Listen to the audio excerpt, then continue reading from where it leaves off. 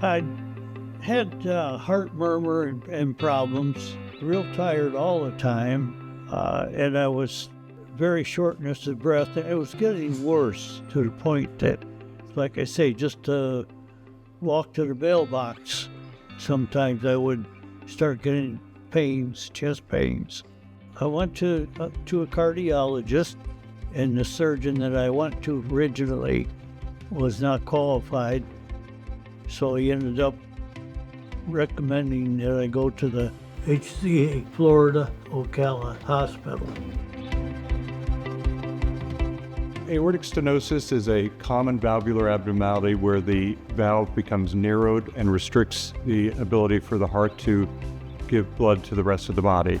Nice to see you, Mr. Smock. Mr. Smock presented as a patient with fairly significant shortness of breath with very limited activity. We felt that he was a good candidate for transcatheter aortic valve replacement, or TAVR.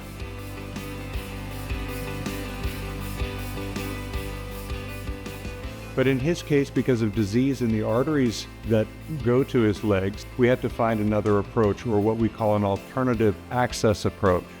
We did access his carotid artery in his neck on the right side in order to perform the procedure. This case was an example of a complicated procedure, one of many that we do perform here at HCA Florida Healthcare. When a patient chooses HCA Florida Healthcare for cardiovascular services, they get access to a comprehensive spectrum of care, including diagnostic testing, surgical and non-surgical treatment options, and cardiac rehabilitation. We are proud to be a part of the largest state healthcare network, HCA Florida Healthcare, because we are able to bring together the expertise for every patient, every interaction, every time. Appreciate it. I was surprised that they could do it in one day and go home the next day. I felt like a big weight lifted off of me.